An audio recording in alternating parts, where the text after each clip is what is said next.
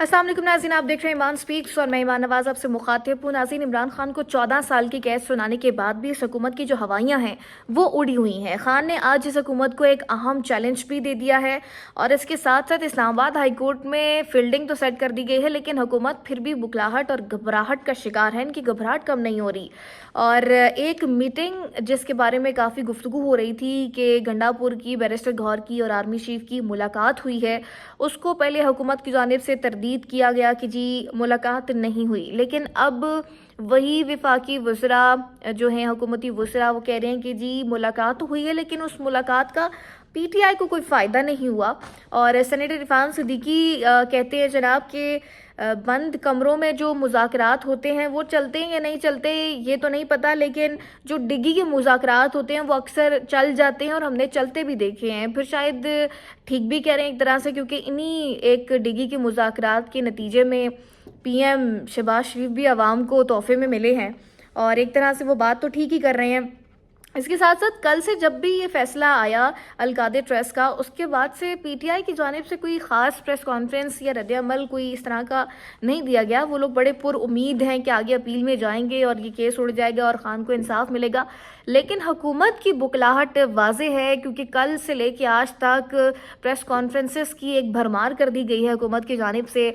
मरीम नवाज़ भी आकर बोली हैं, ख्वाजा आसिफ बोले हैं, फिर अता तारर साहब बोले हैं, आज़म नज़ीर तारड़ बोले हैं, शर्जील इनाम मेमन भी आज बोले, एहसन इकबाल बोले, उसके साथ साथ तारिक फजल चौधरी ने भी प्रेस कॉन्फ्रेंस की, इख्तियार वली ने प्रेस कॉन्फ्रेंस की, मरियम औरंगज़ेब भी बोली, असमा बुखारी ने भी तनकीद की, मलिक अहमद खान भी गुफ्तगू करके गए, दानियाल चौधरी ने भी बात की, अकील मलिक ने भी बात की। तो हमने कल से आज तक देखा कि प्रेस कॉन्फ्रेंस की भरमार है और वो चीज़ वाज़े करती है कि सज़ा देने के बावजूद भी इनको कोई सेटिस्फेक्शन नहीं हो रही है। और दूसरी जानिब पीटीआई वाले काफ़ी पुरुमीद हैं कि उनको इंसाफ मिल जाएगा जब वो हाई कोर्ट में जाएंगे। इसके साथ साथ इमरान खान की जानिब से आज एक अहम चैलेंज हुकूमत को दे दिया गया है कि जो एनसीए और मलिक रियाज के दरमियान में एग्रीमेंट है वो काफ़ी मौज़ूए बहस था और अलकादे ट्रस्ट का जो मामला है उसके बारे में एक बंद लिफाफे का काफ़ी जिक्र किया जाता है और जो हुकूमती कुछ टाउट्स हैं वो इस चीज़ को काफ़ी हाईलाइट करते हैं। हुकूमत भी बंद लिफाफे का काफ़ी जिक्र करती है। उस पर खान ने क्या कहा है वो आपको बताऊं कि खान ने कहा कि नाम निहाद बंद लिफाफे को हुकूमत और तहकीकाती इदारे खोल सकते हैं और उससे खोलें, उसमें क्या लिखा है आवाम को बताएं ताकि दूध का दूध और पानी का पानी हो सके। लेकिन जब मुकदमे का मकसद महज प्रोपेगेंडा करके सुबह शाम झूठ बोलना हो तो कोई चीज़ पब्लिक नहीं हो सकती। 8 फरवरी को पूरे मुल्क में यौम स्याह मनाएंगे। इस दिन पाकिस्तानी अवाम के मैंडेट के साथ बुरी तरह खिलवाड़ किया गया। अवाम की मैंडेट पर डाका मारकर फॉर्म 47 की जाली हुकूमत मुसलत कर दी गई। इस हवाले से अली मिन गंडापुर को हिदायत करता हूँ कि 8 फरवरी को पूरे केपी से काफिले पेशावर जमा होकर एहतजाज करें। अपनी वकला बरादरी बशमुल इंसाफ, लॉयर्स फॉरम और दीगर विंग्स को भी इस दिन भरपूर एहतजाज की हिदायत करता हूँ। अच्छा जी, इमरान खान तो कह रहे हैं कि जी वो बंद लिफाफे का जो जिक्र है उसको खोलें, काबीना आपकी है, आप उसको खुलवा लें। इतना ही आपको मसला है कि बंद लिफाफे में पता नहीं क्या हो गया, तो उसको खोलें, उसमें जो भी लिखा है वो अवाम को बताएं, दूध का दूध पानी का पानी हो जाएगा।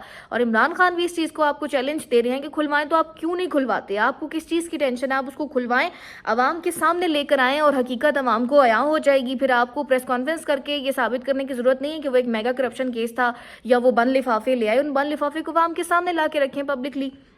इसके साथ साथ आपको बताएं कि पीटीआई की जानिब से 8 फरवरी को यौम स्याह तो मनाया जाएगा और जो अलकादे ट्रस्ट का फैसला उसके रद्द-ए-अमल के तौर पर भी उसमें एहतजाज किया जाएगा। और पीटीआई अपील भी दायर करने जा रही है। यह 190 मिलियन पाउंड केस का जो फैसला आया इसकी अपील इस्लामाबाद हाई कोर्ट में पीटीआई दायर करने जा रही है और उस पर अता तारड़ साहब कहते हैं कि जी हम कोशिश करेंगे कि जो अपील है वो अपने वक्त पर लगे। हम इस तरह नहीं होगा कि पीटीआई अपील करे और फ़ौरन इस्लामाबाद हाई कोर्ट उसको समाअत के लिए मुकर्रर कर ले। हम चाहेंगे कि वो अपील अपने मुकर्ररा वक्त पर लगे और ये एक अगेन डिलेइंग टैक्टिक्स है ताकि मज़ीद डिले हो, इंसाफ की फराहमी में ताख़ीर पीटीआई को सामना हो।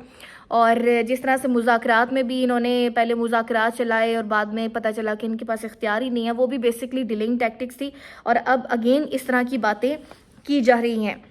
यूनिवर्सिटी भी जो अलकादर यूनिवर्सिटी है वो भी अब हुकूमती तहवील में है اور اس پر مریم نواز صاحبہ بھی بڑی اسٹیٹمنٹس دے رہی ہیں کہ جی اب ان یونیورسٹی کے طلباء کو بھی میں لیپ ٹاپس دوں گی اور وہ یونیورسٹی اب میرے پاس آ گئی ہے اور اس کو اب میں چلاؤں گی.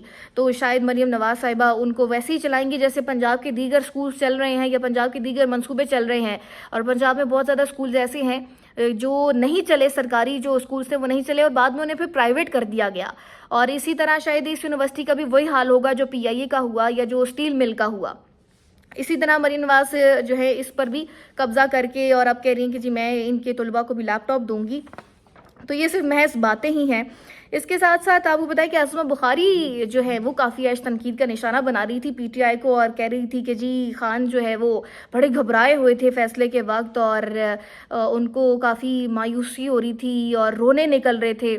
تو اسما بخاری صاحبہ آپ کو شاید حقیقت کا علم نہیں ہے, یا اگر آپ حقیقت کو سامنے عوام کے لے آئیں تو وہ زیادہ بہتر ہوگا. آپ کو لگتا ہے کہ اگر خان بکلاہٹ کا شکار تھا یا خان کے چہرے پہ مایوسی تھی یا رونے نکل رہے تھے تو پھر آپ نے خان کو عوام سے دور کیوں رکھا ہوا ہے؟ آپ ان کی فوٹیجز یا اگر وہ روئے ہوتے, ایک تو بات یہاں پر یہ ہے کہ اگر خان کی آنکھوں سے ایک بھی آنسو نکلا ہوتا تو آپ ان کو بخشتی, آپ ان کی ویڈیوز اور آپ ان کی پکچرز اس پوری میڈیا اس پوری عوام کے سامنے لے کر آتے کہ دیکھیں جیل میں رو رہا ہے, دیکھیں یہ کریں.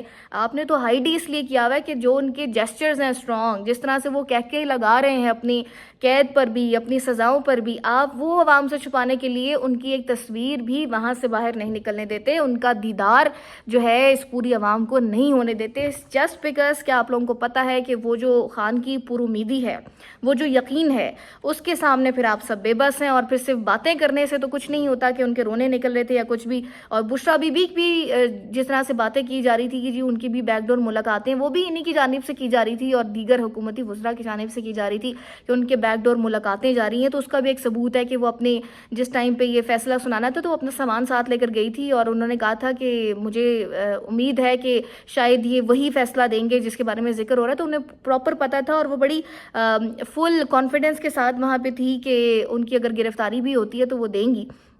تو خیر ان کے کانفیڈنس کے آگے تو یہ سب بے بس ہی ہیں اور یہ ان کو توڑنے کی تو بھرپور کوشش کر لیں لیکن توڑ نہیں سکے.